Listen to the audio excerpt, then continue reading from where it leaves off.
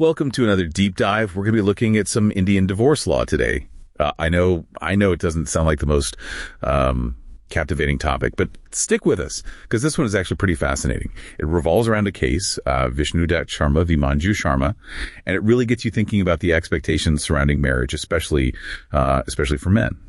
Yeah, this case from the Indian Supreme Court back in 2009 really kind of opens a window into a lot of the pressures men face in a society that doesn't always recognize or validate their struggles. So paint the picture for us. What's going on in this case? Who are these people and what are they claiming? Okay. So we've got Vishnu, the husband who filed for divorce. He's saying his wife, Manju, was cruel to him and to his family. And he describes her as, he says she was disrespectful and hardly ever even stayed at their home. Like, he claims she never spent more than 25 days there at any one time. So already you can tell this was not a happy marriage. What kind of cruelty are we talking about here? Yeah, so that's where things get a little fuzzy. Vishnu uses the word derogatory to describe Manju's behavior toward him and his family, but he doesn't really give specific examples. Like, what exactly was she doing that was so bad? It sounds like he's being intentionally vague. Yeah. Maybe trying to make her look bad without actually having to back it up. You know? Yeah, it's possible. He also brings up the fact that Manju left while she was pregnant and never came back. And then there's the added element of, he says that her family threatened him. Her dad was a retired police officer and her brother was a police constable at the time. Oh, wow. So he's really painting a picture of her and her family as the aggressors here.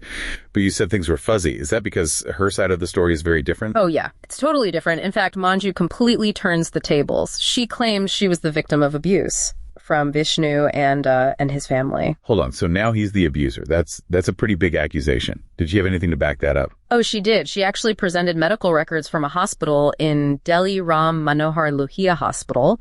They document injuries she got from a beating, apparently from Vishnu and his family. And this was back in 1994, September 14th to be exact. Wow, that is a complete 180 from what Vishnu is saying. So we've got accusations of abuse flying from both sides. Yeah. Sounds like a very volatile situation. It definitely was. And it gets even more intense. Manju also alleges that Vishnu and his mother stole her jewelry and gave it to his brother's wife. What? Seriously. That's awful. Yeah. And when she confronted them about it, she says they beat her again. And this is crazy. Even tried to set her on fire. Oh my gosh, that's terrifying. Okay. With those kinds of accusations and medical records to back them up, I'm assuming the courts believed Manju? Yeah, both the trial court and the high court sided with Manju. They determined that she was, in fact, the victim of cruelty. And this is where things get interesting, legally speaking. And this is where we start to see how the system can sometimes fail men, even in situations like this. Okay, I'm intrigued. Tell me more. What happened? So Vishnu's lawyer, he tries something pretty unusual. He argues that the marriage should be dissolved because it's, basically beyond repair, like irretrievably broken. Huh. That's interesting. I mean, it kind of makes sense, right? If it's clear that there's no hope for the relationship, why force them to stay together? Mm-hmm. Was that a common legal strategy in India at the time? No, not at all. Actually, irretrievable breakdown of a marriage wasn't a valid reason for divorce in India back then. So it was a pretty bold move by Vishnu's lawyer, but it ended up highlighting a really big problem in the legal system. Like, how do you deal with the realities of a relationship when the law doesn't really acknowledge those realities? Right, because even if the marriage is totally messed up and everyone's miserable, the law might still say, nope, sorry, you're stuck. Exactly. And that's what makes this case so important. It sparked a big debate in India about whether irretrievable breakdown should be a legal ground for divorce. And it also brought up this whole issue of how men are often pressured to just stay silent about their struggles, especially in a situation like this. Yeah. Yeah, that's a good point. We talk a lot about how divorce affects women, but men go through it too, and they don't always have the support or the resources to deal with it. That's right. I mean, just think about Vishnu's situation.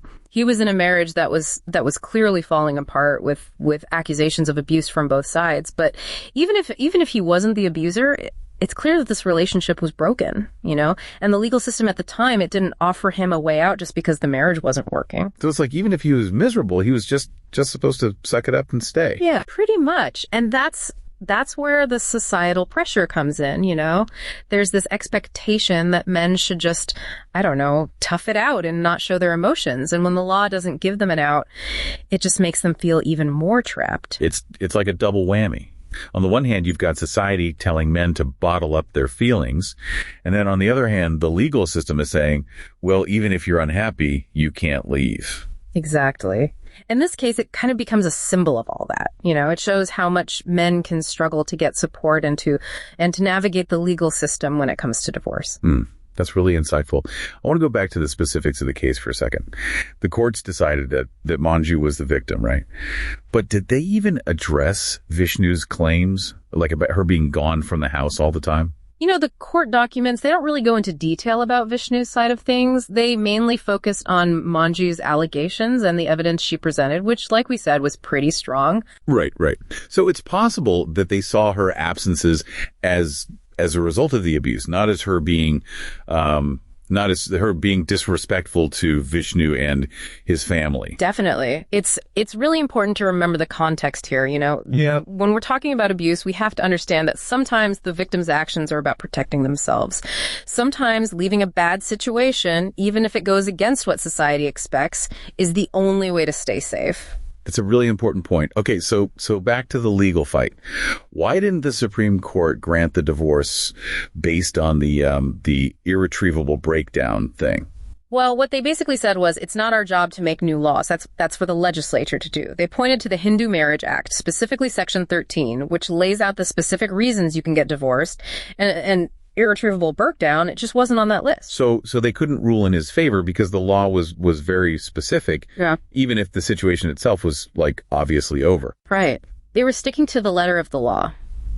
They did say that some courts had granted divorces for irretrievable breakdown in the past, but they said those decisions didn't really have a legal basis and didn't set a precedent. Okay, so that's a tough break for Vishnu. But you said earlier that this case started a bigger conversation about changing the divorce laws, right? Exactly. Yeah. Even though the Supreme Court didn't rule in his favor, his case brought a lot of attention to this issue of irretrievable breakdown. It made people really start thinking about whether the laws were actually working and if they were fair to everyone involved. So in a way, Vishnu's case, even though he didn't get what he wanted, it could end up helping other people in the future. Yeah, I think so. It's like he didn't win his own battle, but he might have started a war that leads to some much needed change. And that change is about recognizing that divorce isn't always about someone being at fault. Sometimes it's just about acknowledging that a relationship is broken and letting people move on with their lives. And that's especially important for men, right? Yeah. Because they're often the ones who are told to just keep quiet and deal with it. Yeah, definitely.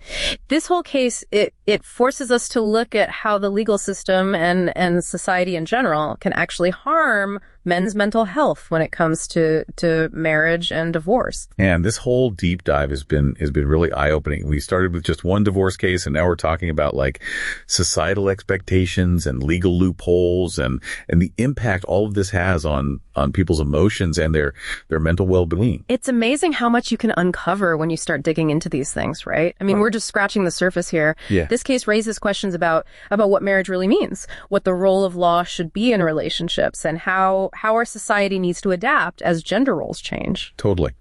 Okay, but before we wrap up, I want to know, what happened to Vishnu after the Supreme Court made their decision? Like, were he and Manju still legally married? Did anyone appeal the ruling or anything? That's a good question. Unfortunately, the court documents, they don't give us those details. All we know is that the Supreme Court's decision was final. So that was it for Vishnu, legally speaking, at least at that time. So he hit a dead end. Yeah, in terms of the law, he did. But like we've been talking about, his case brought a lot of attention to this whole idea of irretrievable breakdown as a reason for divorce. And that conversation, it's still going on in India today. People are pushing to make it a legitimate reason to get divorced. So it's like Vishnu might not have won his case, but he might have accidentally started a movement. It's kind of like he lost the battle, but maybe maybe helped win the war. Exactly. And it just shows that even when someone loses a legal case, their story can still have a huge impact. It can bring about changes that help countless other people down the line.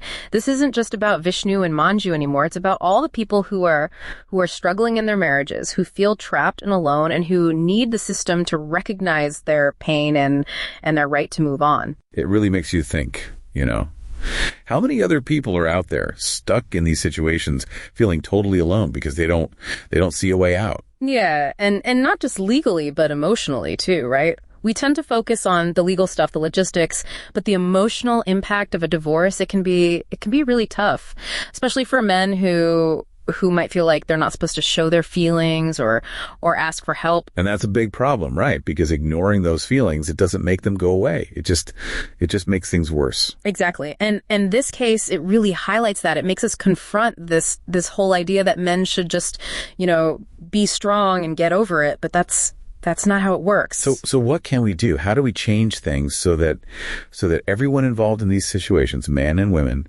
feel like they can get the support they need? I think it starts with just acknowledging that men go through this too, that they feel the pain of a divorce just as much as women do.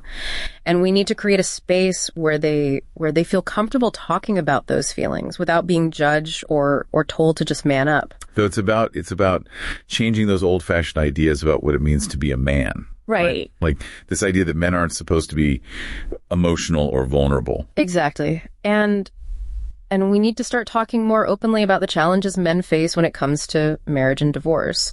And maybe most importantly, we need to push for laws that recognize that sometimes a marriage is just over, that it's broken beyond repair, and that should be enough to get a divorce. It shouldn't have to be about who's at fault. Because staying in a marriage that's completely broken, it doesn't help anyone. It hurts both people, and if there are kids involved, it hurts them too. Absolutely. This whole case, it's a reminder that these legal battles, they're just one part of the story. There's so much more going on beneath the surface, There are real people with real emotions, and the decisions that are made, they can have a huge impact on their lives. Yeah, it's not just about the law.